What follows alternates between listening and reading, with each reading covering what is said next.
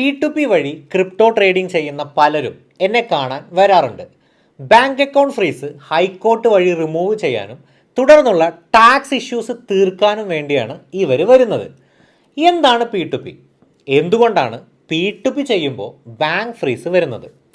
ഒരു recognised exchange use ചെയ്യാതെ രണ്ട് വ്യക്തികൾ തമ്മിൽ ക്രിപ്റ്റോ ഇടപാടുകൾ നടത്തുന്നതിനെ P2P അഥവാ പേഴ്സൺ ടു പേഴ്സൺ എന്ന് വിളിക്കാം.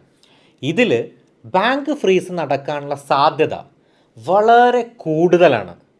ചിലപ്പോൾ നിങ്ങൾക്ക് പണം അയച്ചു തരുന്ന വ്യക്തിയുടെ പേരിൽ ഇന്ത്യയിൽ എവിടെയെങ്കിലും ഫ്രോഡ് കേസുകൾ ഉണ്ടായതുകൊണ്ടാവാം.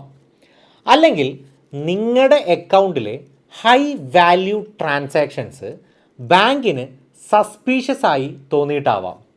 അതുമല്ലെങ്കിൽ prevention of money laundering act പ്രകാരം ഇതൊരു ബ്ലാക്ക് മണി ലെയറിംഗ് ആണെന്ന് തോന്നി ബാങ്ക് ഫ്രീസ് ചെയ്യുന്നതാവാം. അങ്ങനെ കാരണങ്ങൾ പലതും ആവാം. സോ എനിക്ക് നിങ്ങളോട് പറയാനുള്ളത്, P2P ട്രാൻസാക്ഷൻസ് ചെയ്യുന്നതിന് മുൻപ് പ്രോപ്പറായ ഒരു ടാക്സ് പ്ലാനിംഗ് സ്ട്രാറ്റജി എക്സിക്യൂട്ട് ചെയ്യുക. എല്ലാ സപ്പോർട്ടിംഗ് ഡോക്യുമെൻറ്റുകളും കരുതി വയ്ക്കുക. അങ്ങനെയൊക്കെ ചെയ്താൽ സൈബർ കേസുകൾ വഴി നിങ്ങൾക്ക് വരാൻ സാധ്യതയുള്ള സമയനഷ്ടവും പണനഷ്ടവും മാനഹാനിയും ഒഴിവാക്കാം. Thank you.